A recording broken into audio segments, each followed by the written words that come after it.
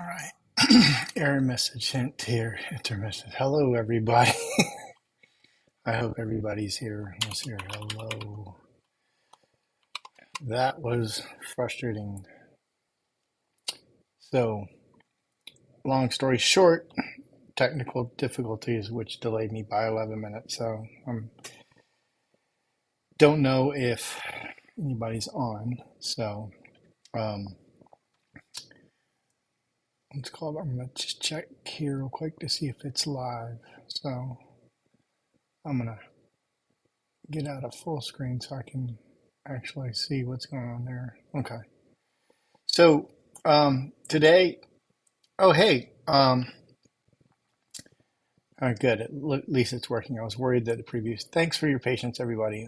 Technical difficulties as always. I went through and checked everything, and yet still here we are. Um, so I'm going to be doing a limited palette study today, and I wanted to share as far as you guys may have seen this one that I did. This was a limited palette, and give you guys just a little preview. I did this for my digital painting class that I'm teaching at the Norfolk Technical Center.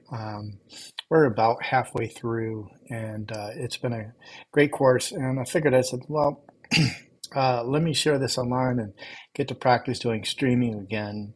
So I thought this would be kind of fun. So I'm just going to take you guys real quick through this, and then um, I'm going to do some more demos just to kind of share as far as how I use this limited palette. I think it's a great technique to learn how to manage color, get your colors to harmonize, to how would you say, then work on how would you say, you don't have too many color decisions. And the nice thing about this is you can add color to it afterwards, after you get the base done. And so, but it's a great technique. And no matter what medium, whether you're doing digital, oil, acrylic, gouache, watercolor, it's just a great technique to use. And a lot of people popularized it by the Zorn palette, Anders Zorn. And it's just a great technique. So I'm going to go ahead and take you guys through just the replay of this. And so I'm going to take you through a time lapse replay. And so at the beginning of the class, I kind of was showing some inking techniques. But let's get over here. And this is just 4 colors. And basically, it's black. Did a digital version of Alizarin Crimson. Yellow ochre and white. That's it. Those are and then anything I can make in between. So this is kind of how I'm taking it through and developing it from here. And I'll be taking any questions. And so I'm glad that this is actually working. This thing is like, oh man. So one of the things that I'll just share with Procreate is, and I have, is that you have some tools that you just don't really have in painting, and that's like the ability to select. And so I think that's one of the things that, as you can see here, I do an oval select there and tilt the head when it really needs it. And then I also do the nose as well, because I feel like, oh, it needs to be longer. And so I'll get down to here where it's like, oh, I realize her nose is needs to be longer. And so there it is right there. There's that extension. And then you just match up the colors there. And I was working with this. The nice thing about having an iPad and using Procreate is you can take it anywhere. And some of this was done during a basketball game. I know I'm not really a sports fan, so all I care about is, just watching my family perform, and that's about it. So but in the meantime, I was doing this, and then I came home and I finished this up. I started this out as a demo, and I probably got right about maybe here when I was doing the demo for my digital painting class, and then I finished the rest of it up at home. And I was at this point right here, I was about falling asleep, and and yet this is when everything fell together, and it was really great. So to answer a brush preference Yeah, I make all of my brushes that I used in this, and I still experimenting with brushes. So you can see here, I like newspapers and I like texture, and so I've done different textures. And as far as a brush preference, let's go ahead and clear this, and I'll kind of give you a little tour real quick under here. And if anybody wants any of these brushes, you can buy them on my website. They're $5. That's it. But I've made a lot of brushes, but my best brush that I like the most is my baking pan brush. It's literally a photo of my baking pan. That's it. And it just has a great texture. And let me get a darker color here. It has a great texture, and I can smudge it. And using the same baking pan brush here, I like newspaper as well, but this is just a photo of my baking pan brush, and the textures just work. It's just a great brush texture, and so I hope that answers your question. Um, and so yeah, that is my baking pan brush. So I hope that helps out. So I wanted to start in with I probably do a scene this time. And so what I'm going to do is I'm going to go ahead and create a landscape, and we're going to do 8K here. So, and I'm going to, let's go ahead and do a reference photo. So I should have gotten a canvas ready, but we'll go ahead and get that ready. So we'll do reference, and I'll turn that on. An image, an import image. And let's go to reference photo. There we go. And here we go. So I got a reference photo. And this is from San Francisco.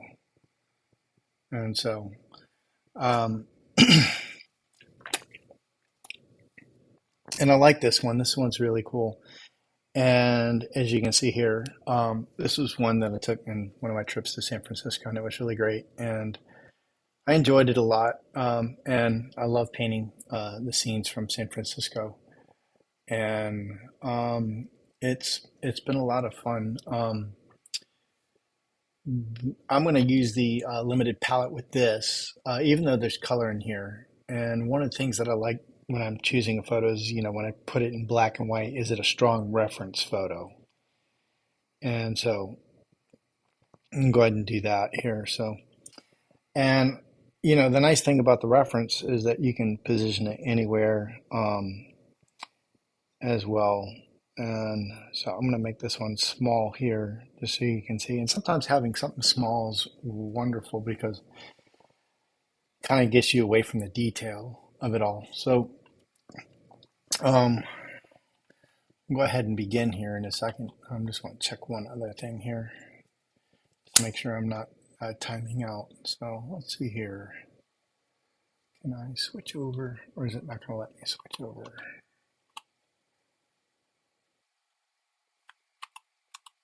Oh, okay, that's because I made it full screen. Let's switch over now. There we go. Okay. So, once again, uh, let's begin. So, before we begin with the drawing, I'm going to demonstrate a little bit about the Zorn palette. And so I'm going to just get over to palettes. And you don't have to do the Zorn palette. So this would be an example here, set as default. This would be an example of the Zorn palette and how you can mix colors. And I'm going to kind of go over that a little bit. I could also go with a different palette as well. You don't have to use just two colors, black and white. You could use a little bit more, a little bit less, but I think fundamentally having two colors usually does the job. Um, And so when I was sharing with my students, one of the things that we'll just go to airbrush here. And as far as they were saying, well, how do I use the Zorn palette? And I was like, well, just say, let's make a triad here of colors. And so we'll do red over here, Liz Crimson. It's a little bit on the cooler side. It's not a warm red, it's a cooler red. And from here, what I like to do is smudge and use a smudge tool. And we'll go ahead, I'll see if this one works. That's too small. Let's go over here and go back to airbrushing. We're going to use airbrushing here. And what you can kind of do is get a little bit of mixing. How do you say this is a great way to kind of pre-mix? And you can do it far away, or you can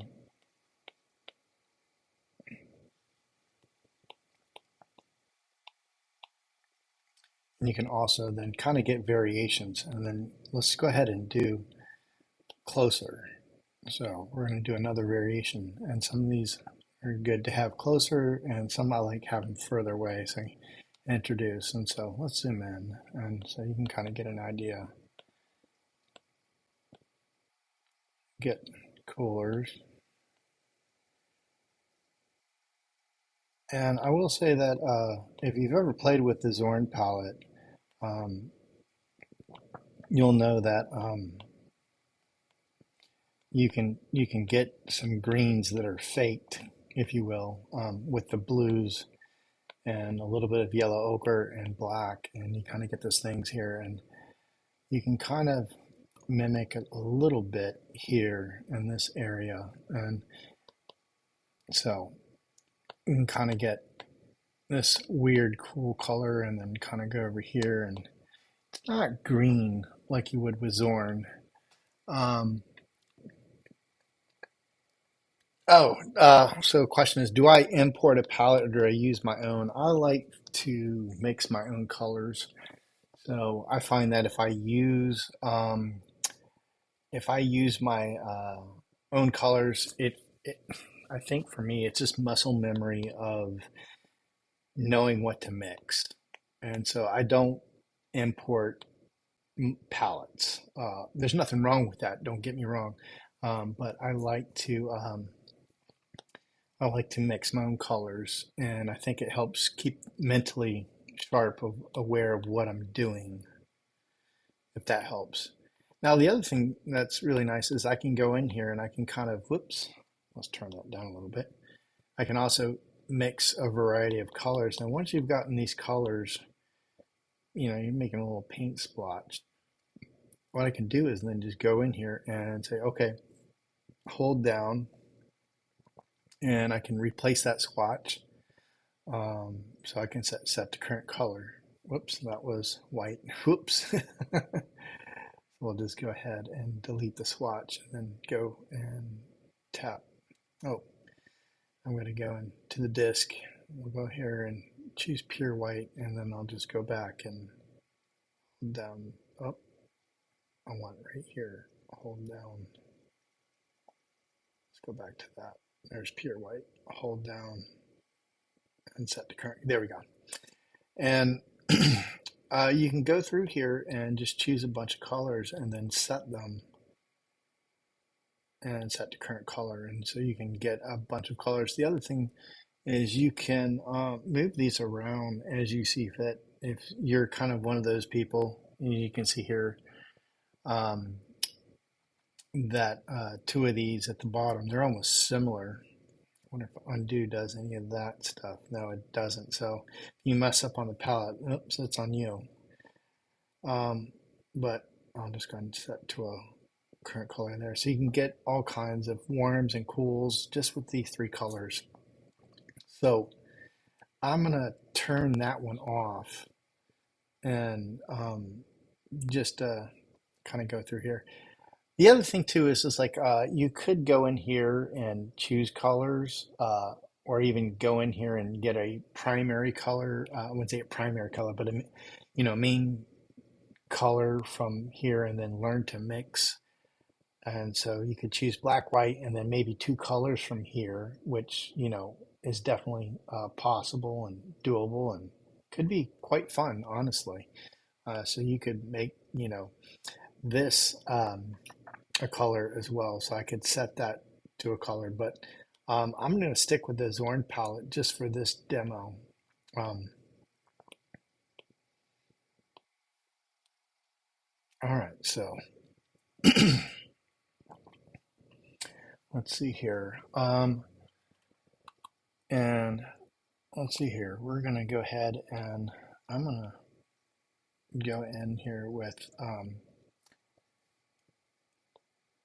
I want a cool color, I think, just to kind of blend in. And so this is the cool thing about this is I can turn this back on and say, okay, I wanted a cooler color. Let me go over in here and find a cooler color there. Now I'm going to go back here and I'm going to save that color to something else. So let's try here and set current color there. I'll turn this off. So this will be something that we go back to in here. Sometimes I like to keep a separate document and do this and then go, but and for the sake of demo, we're going to do this. I'm not going to do black. I want to do like a gray tone. Um, so we're just, whoop, helps if I create a new layer, doesn't it? So I'm going to look over here and just kind of block in. And I try to look for some simple shapes. I try to treat this like my plein air paintings.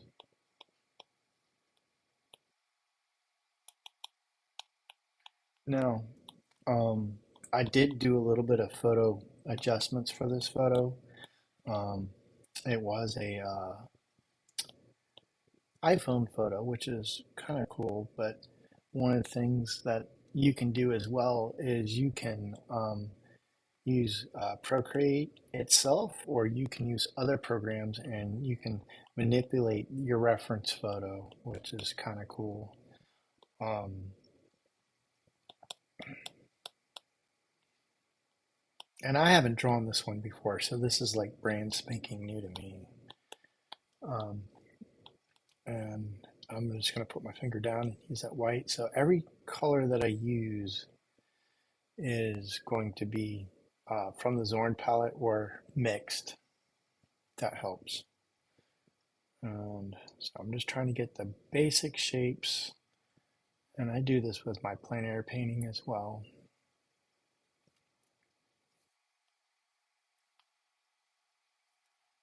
And just look for opportunities to put color and I mean, how would you say? Try not to get too detailed here. And then we're gonna smudge a bunch here. Whoops, wrong smudge. We need to go back. I really do like using the same brush for smudging the baking pan tool as well as the other one. And it creates a nice texture, and I think that's what I really like about mine. And so I hope I answered the question: is do you ever sample from the reference?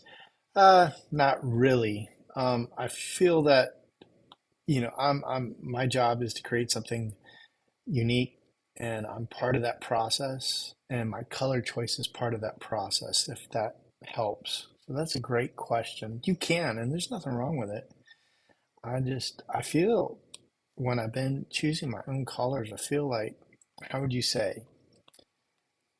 It helps me with deciding colors and seeing and trying to analyze, what am I really seeing here? Am I seeing everything or I'm not? And so, but yeah, there's always a good that's always a good question as far, and you can. Um,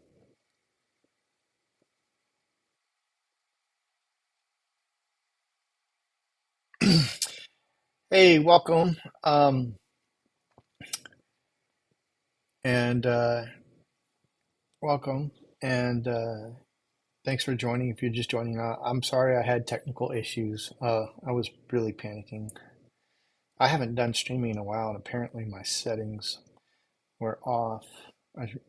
And back to the discussion at hand is, do you sample from here? And for this one, no. And for most of my stuff, no. Um, there's nothing wrong with it. I just find that, learning to mix your colors is a great, how would you say, a great tool to have. So let's go ahead and I'm going to throw in something warm now. So let's go ahead and I want to give this a warm element here. So I'm going to try and do all of this in one layer. Oh, thanks. Welcome once again. Sorry I'm late. So I'm going to try and do all of this in one layer. So I'm going to mix all this in. You can use different layers. I'm just going to try and attempt to do most of this in just one layer. Or if I do mix it in, it's going to be, I'll flatten it at times. And so we're going to go with a cooler layer. So all of these colors that you see in this area where it says Zorn palette, I've picked already from the Zorn palette. So these were all created from that. And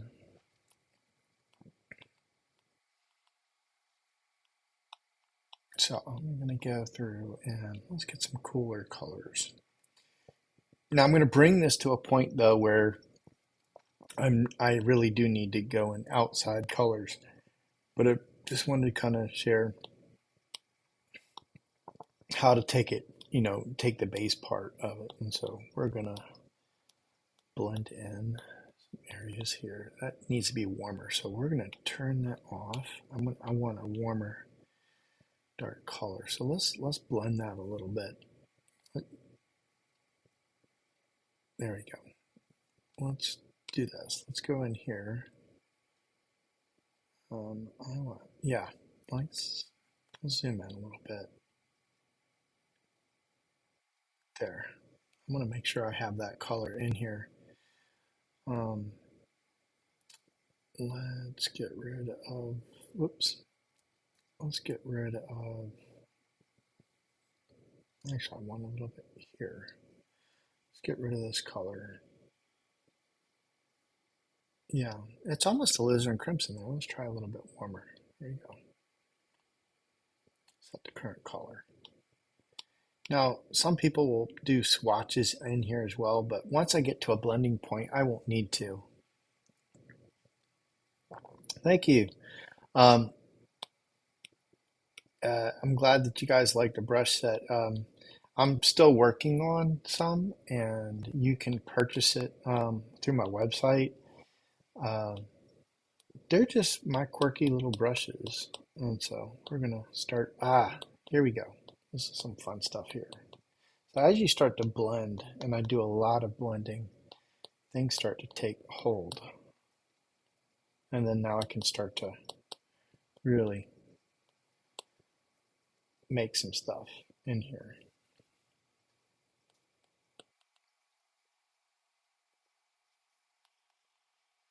And I'm going to go ahead and put a black in real quick. And I'm going to just put that in there because I do need, yeah. Let's put some darks in here.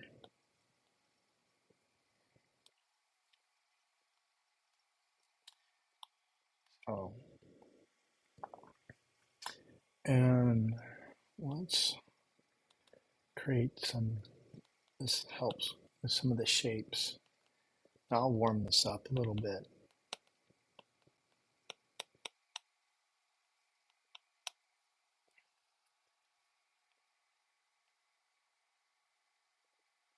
Now, if you've never learned this, there's one cool thing about Procreate is you never need a ruler.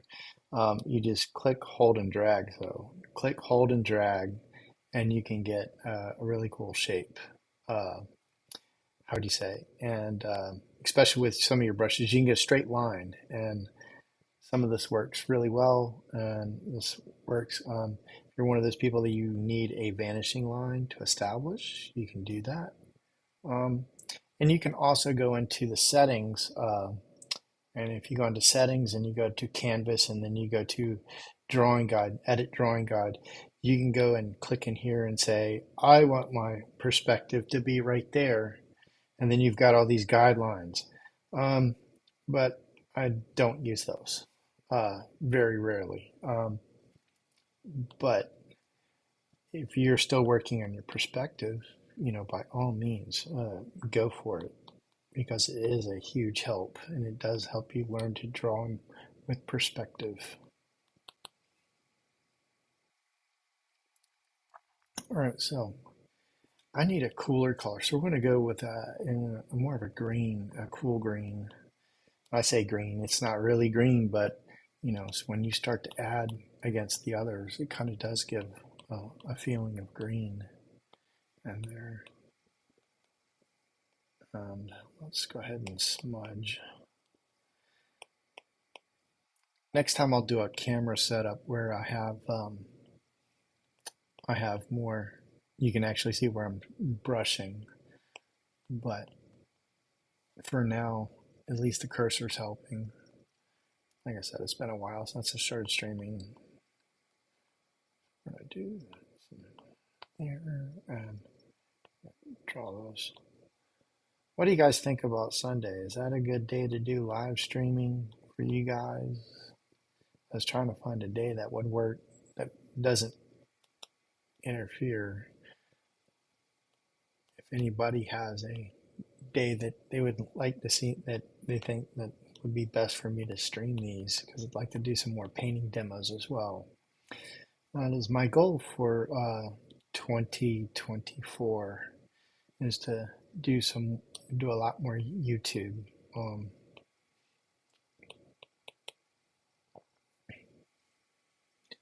Sunday works. Okay, thanks for the feedback. I appreciate it. Sunday works. Okay, great. Well, we know that next Sunday's not going to work because it's Christmas Eve, but that would be a bad one. Santa would. Yeah, Sunday's good. Okay, great. Well, then I would look forward to it doing some more minus next Sunday. Maybe I'll do I don't know, or maybe we'll do a Sunday after. No, I don't want to mess with Christmas Eve. But yeah, we'll do something like that. I'm glad that Sunday works. Um, when I'm done, I also teach during the daytime. So when I'm done, I've got to go write my my lesson plan. I've got more work. I've been painting all day on a big commission, and that has been something I've been really trying to get done. But I figured I was going to have a studio sale, but I just too many things that needed to be done in the studio. I said this is just not going to work with the holidays, so I'm going to have to cancel or postpone. I should say not cancel, but postpone my studio sale. And so we're going to go over here. I want to tell you guys that I also put a vignette on this photo here, my reference photo. I put in a vignette because I like putting a vignette because then everything is dark and then it allows you to focus in on this stuff is really where my focus point is. And so um, I do a lot of times alterations with my photos before I begin, just because I want to make sure I'm telling a story on this. And in the past, I've done continuations of a particular illustration or digital paint, whatever you want to call it. I really don't have a preference. Um, but I thought it would be kind of cool to each week do something different rather than pick up on the same thing. So,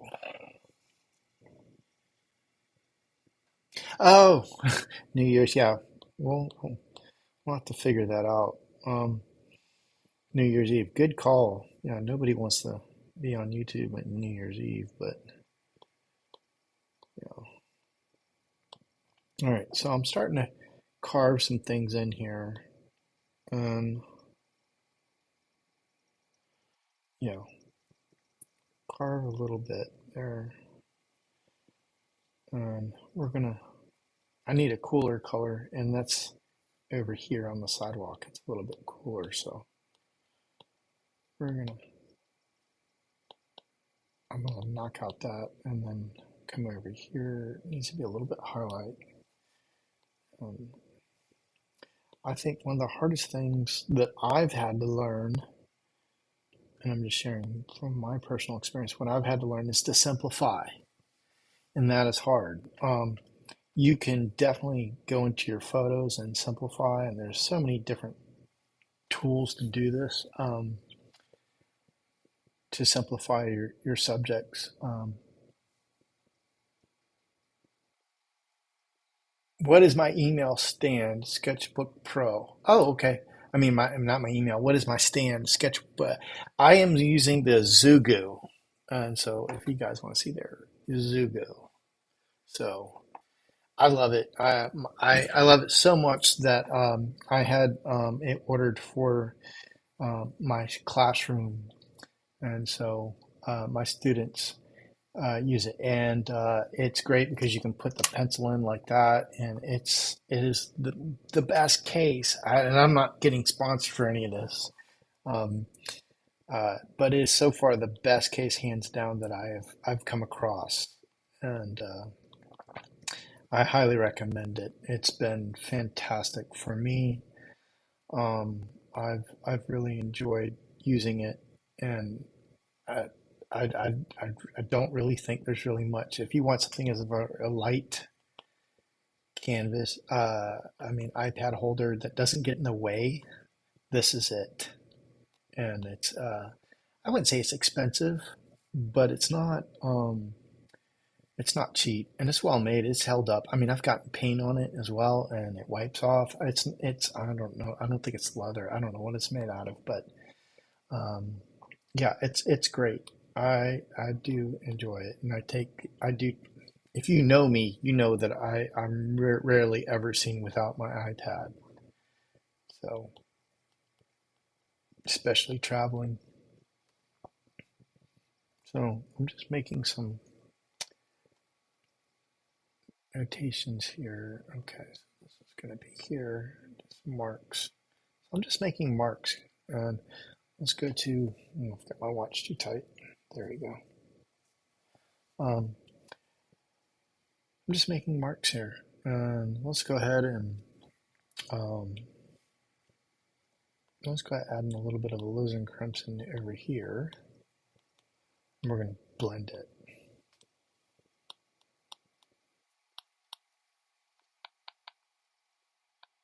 One of the things that I talk about in my class is like, and it's,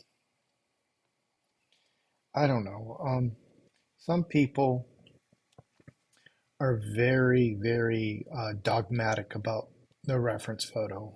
I am not dogmatic about it. It's like, if you feel you need to change something to make it look better, then do it. Um, I don't, I'm not particular about, I want it darker than, let's go and blend some more.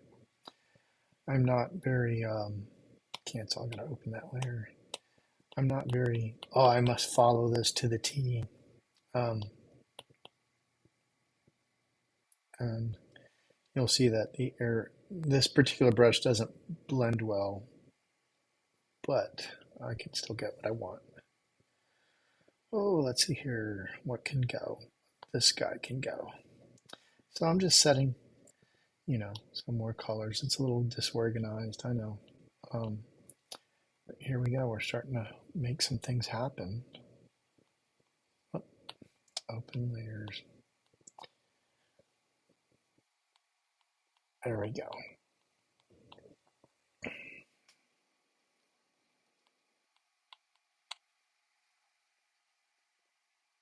Okay, so there's a question here. How does, oh, I got a little heart emoji I can't get rid of. Let me go look over here. Oh, it's over here. How does working Procreate influence your painting and vice versa? Oh, I'm so glad you asked that.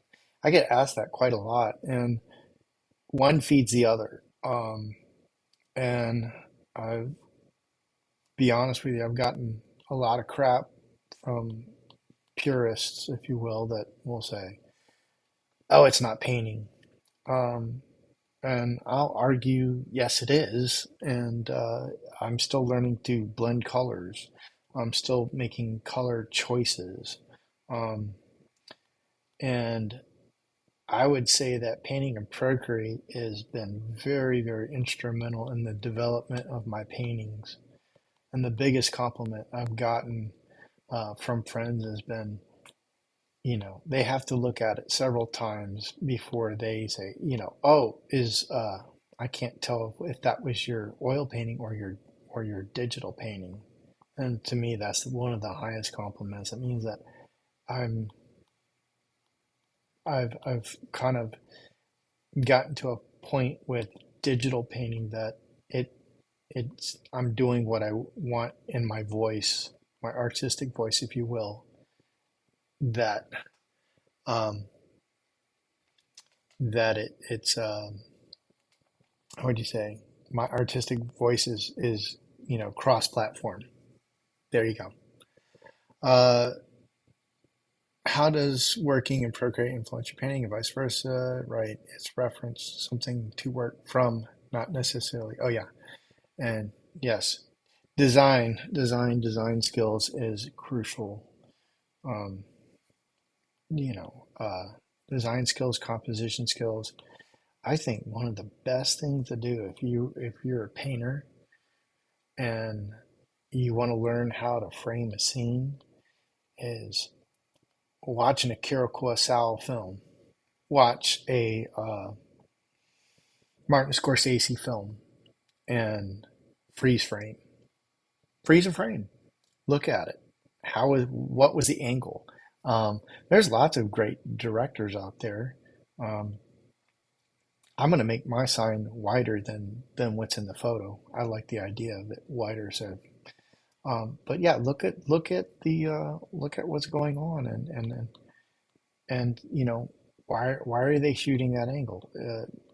Surround yourself with great people, even if you don't know any.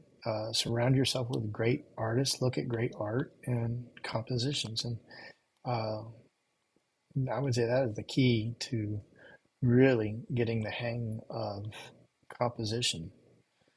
Composition is everything. I think I spent half. I really gonna. I spent half the day looking through my photos here, going, "What would be a fun composition?" and and really challenge myself as well. And this is kind of one that I finally came through. And I was looking at hundreds of photos. And I was getting frustrated because I was like, I need to get back to my commission as well.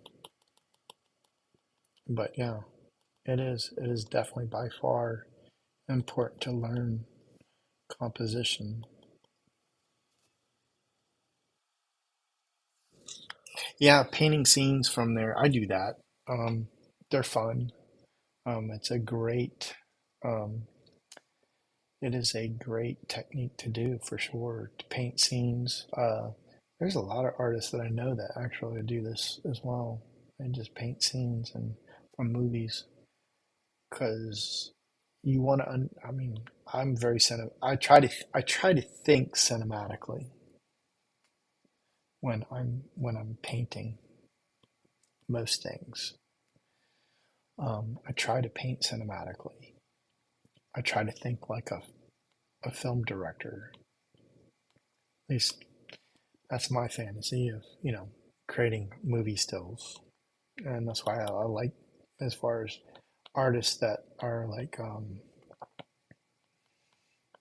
that, that are storyboard artists, they think like a movie director. And usually when you see storyboard artists that go into fine art, they just kill. They just totally kill on composition. It is just amazing. All right, what's going on here? Why am I not getting the color I want? Oh, there we are. Just too small.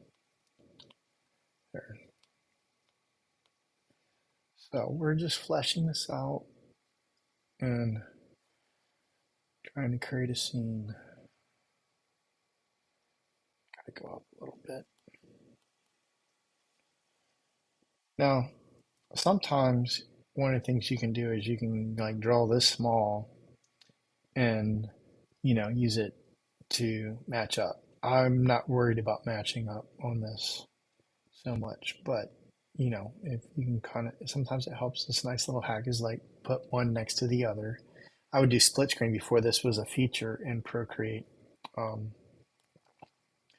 and I would just like, okay, how's that looking? I want something down there, but I need a cooler color.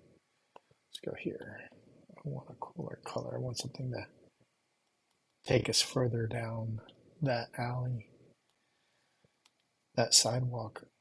I want light down there, and I want to create something that's going to be interesting. And so this, Zorn palette, and you don't have to choose the Zorn palette, the so-called Zorn palette. You don't have to.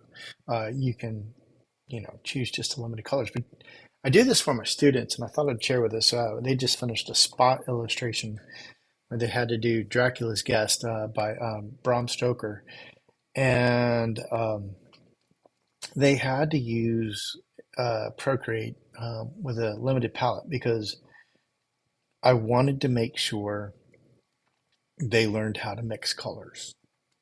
I wanted to make sure they understood color harmony. I wanted to make sure that they understood that you just can't throw things together, colors together, and hope they're going to work. um, I, I did that also because I wish somebody had done that with me. Um, I wish I'd had assignments like this at VCU where I had more of a limited color palette and I actually understood what I was doing. Um, so yeah, I kind of trying to think back of when I'm doing these and I'm creating assignments for my students. I was like, what would I have benefited from as a student from back in the day? And this is at the top of my list. I'm just going to scan through here real quick, make sure I didn't miss a question. So, all right. So make sure I'm still streaming here. Okay, good. So,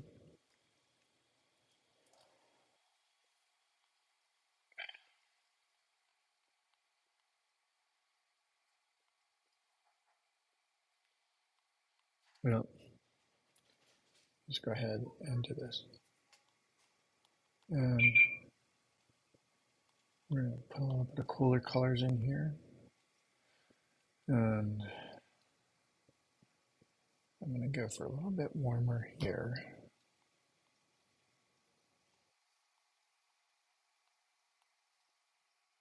And here. There. And let's see if I can get some. I'm going to go into the palette mixer here. And tap here. Let's see if I can mix some things. Oops. I want something cooler, but a little bit brighter. There. Let's try that. I don't know. I don't know if that's really the color I want. I think I've already got something like that, but let's see here. I've got a lot of reds. I'm just trying to look for, oops. Let's go back and get that. Tap here. I've got multiple colors, so tap here and set to current color. I guess I could bring some of these over. Whoops, did I just like remove that? I sure did. Current color. Let's go ahead and set this to current color. There we go. trying to organize these. It feels like I'm wiping them out when I bring them over. Not sure what's going on. Yeah, I am. I'm certainly wiping them out, so that's not good. Just tap that. Delete swatch. I think that's probably work. All right. There. Now let's try those. We'll go back over here to layer, turn that off. There we go. And we'll see if that's, yeah, that's a little bit better. Something to brighten there.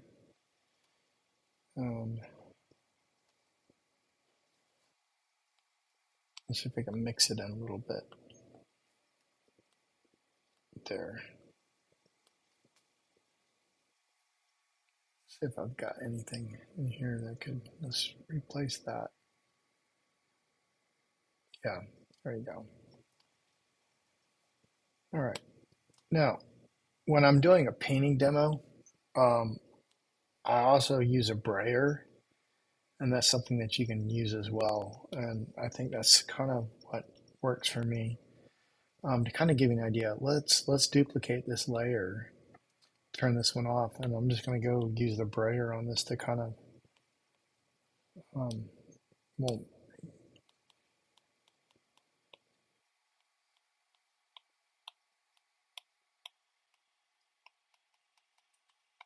and basically we're just going to go and destroy a bunch of stuff here.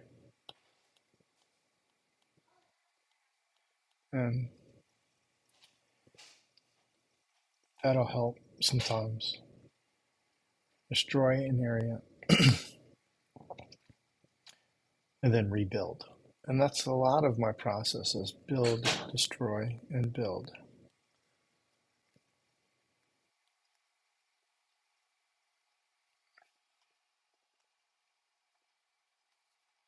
And let's see if we can get a little bit of angle there.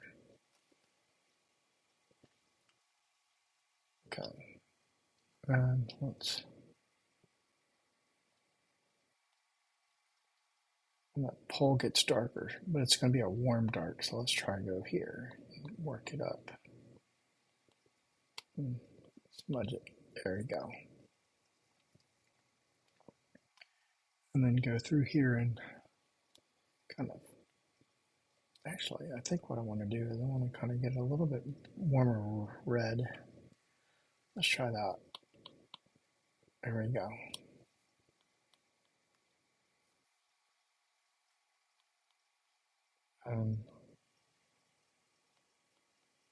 Let's see if we can get a warmer red than that. Let's go here.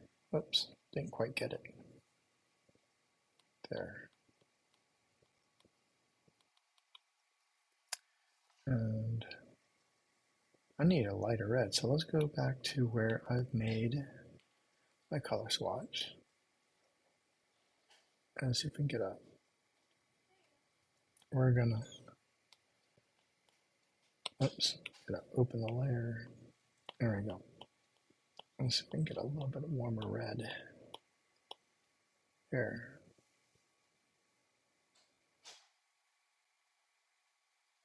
There, let's try that.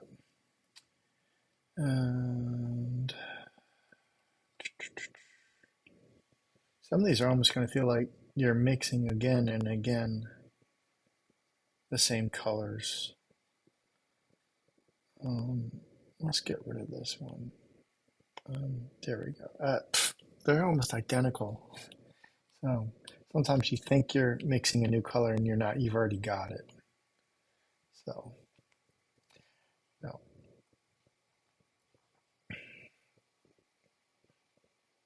Let's go ahead and it's a little bit warmer there. And am I on the right layer? Nope. Let's go here. Yeah. And then let's go ahead and add this orange here. Let's go down and make sure I'm on the brush. There, so. All right. Oops, too much. Let's go and smudge. there.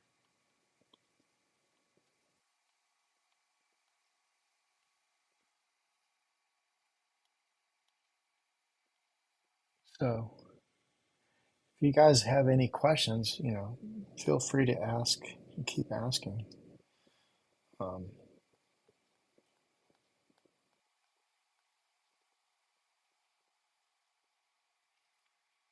and let's see here how we're doing here. Let's carve in some areas here.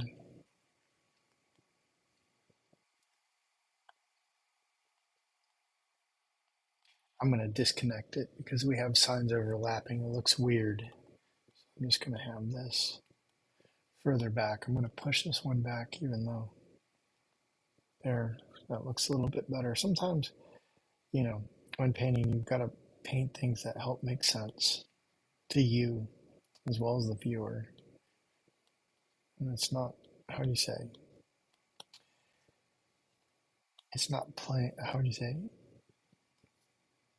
You're creating, at least from my point of view, you're creating a different world than what the viewer is seeing from a photo.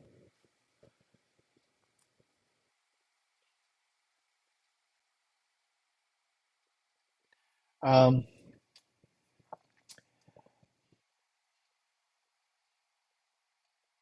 yeah, I did. I did it. I did. Let's go in here and let's go to shape. There it is. There's the photo. That is the photo of my baking pan.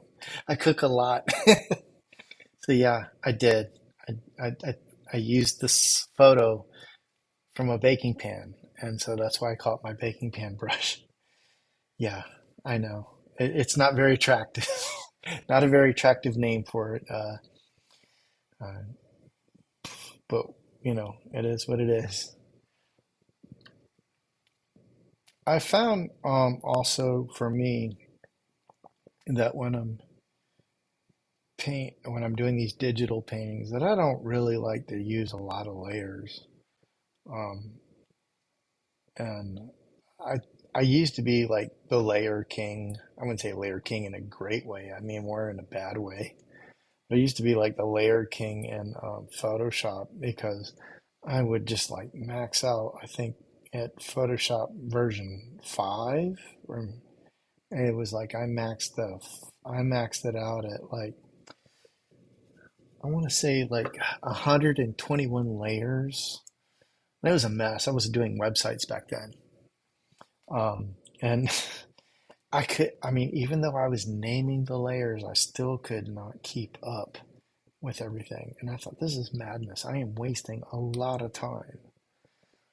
And then I noticed I was doing this with Procreate, and I was also doing this with Photoshop when I used the Wacom tablet. And I mean, it just really got to be problematic. And it wasn't until I really started doing plein air painting that I really said, you know what? I need to follow what I'm doing with plein air painting to and just like it is what it is. If I make a mistake, I got to repaint it, you know, and that's just it. And I find that then I'm not wasting as much time searching. I'm focused on painting. This isn't for everybody, mind you. I know that some people, and I'm not saying that that I do this for all of my paintings, but I would say that majority of the paintings I do, or if I do create a layer, it's not there for long. Prime example would be earrings. Um, I will do a separate layer in the earrings just because I want it to be right on the earlobe. And once I get it, though, it's then flattened and committed. All right, so you guys have watched me use my baking pan brush. Um, I'm gonna add a little bit of I'm gonna add a little bit of darkness over here in a way. Let's go over try this. I want something darker and cooler. Um, yeah, we'll use that. Let's use that. And see if we can. as I'm painting, I'll look for other colors to modify and kind of help. And this is where, smudging helps tremendously. I don't know if I like that line. There. Let's get rid of this one. This one wasn't working for me. There. I like that better. Um, let's go over in here and we're gonna knock things in. And yeah, let's go ahead and cut. But I want it to be in a distance because if I have this, that's the thing about photographs lie.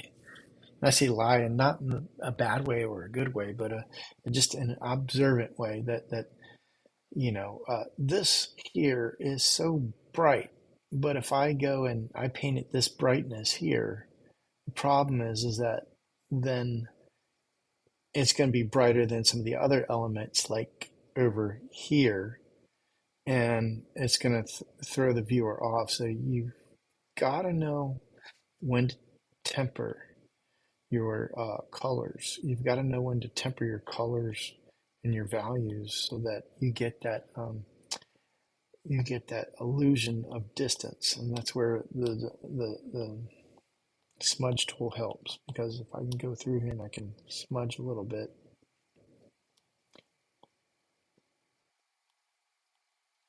start to get the sensation of distance.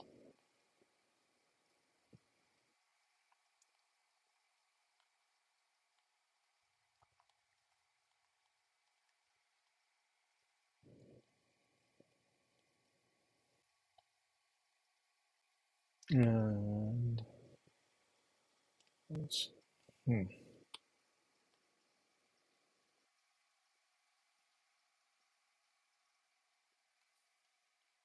we go.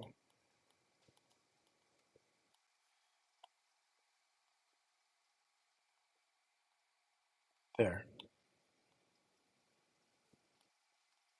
I have to notch in a little bit. There we go. And let's notch in here for some of the lights. So make some notches. I'll always try to have them variable, some light, some dark, and um, yeah, and then some variations as well. So kind of getting an example here. So we have these windows over here. I might want to include them a little bit. So what I'm going to do is I'm going to go through here and then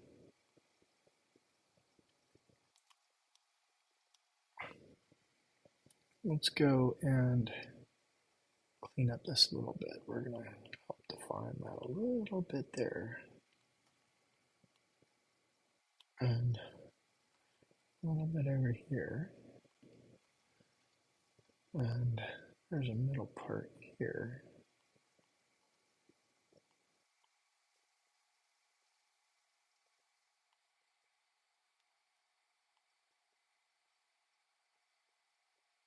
There. Um, and some variation. And sometimes you see something and you're like, what am I looking at? And then when I realize that this is a sign sticking out, it's a martini sign, you know. And then I realize, oh, okay, this is an awning shooting out, kind of like the Village Vanguard. Okay, I'm like, that's kind of cool. Let's define that a little bit. Maybe, yeah, there we go. And then it's got this really cool entrance right over here. And of course, with any entrance, it's going to cast a little bit of a shadow like that. You know, playing with imagination. And then there we go. Not too strong.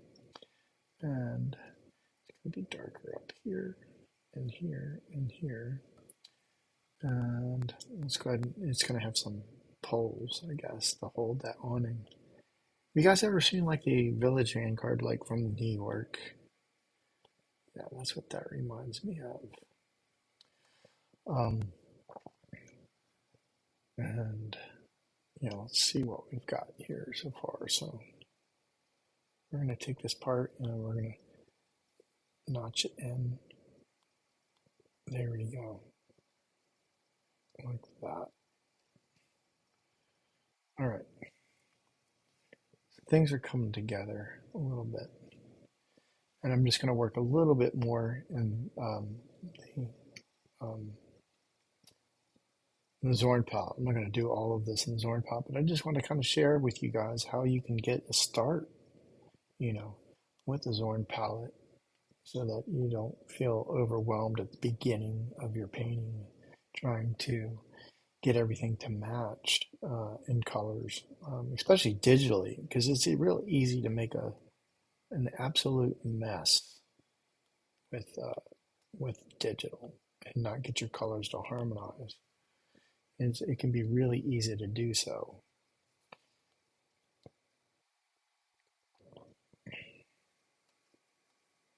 All right, let's see what we've got here. So things are slowly starting to come together. This here has a little bit of a cast on that shadow there. I want a little bit brighter. So sometimes now that I've got enough value in here, I can start pulling out um, some colors.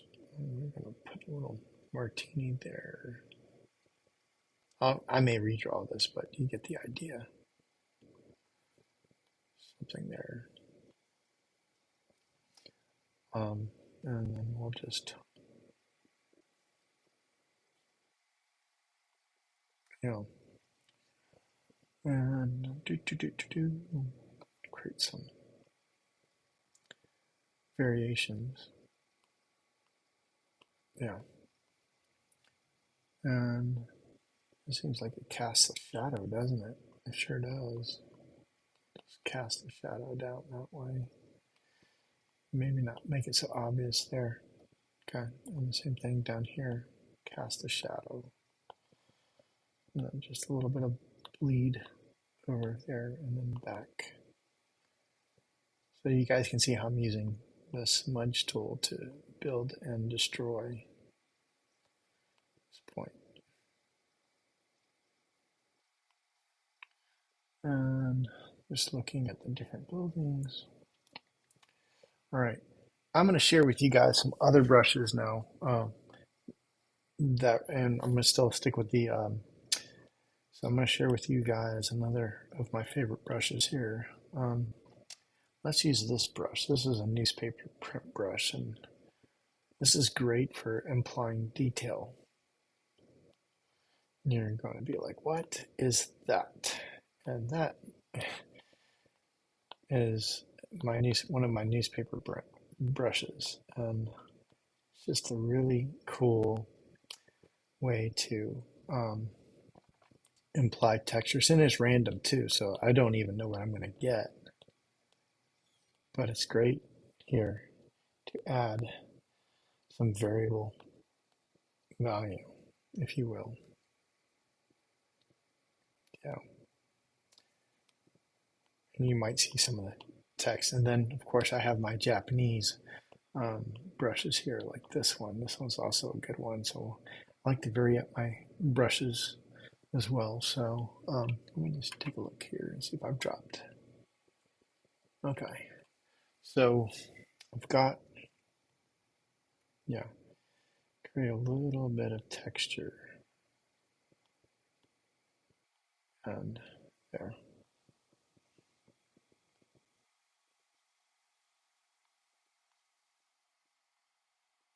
And this is what I did at the portrait at the beginning. Oh, and I can also do it here too, which is fantastic. So let's actually go through here. We're going to do this. We're going to paint this here, go over in here, and let's try. Sometimes this works, sometimes it doesn't. Let's try a different brush. Let's see. Oh,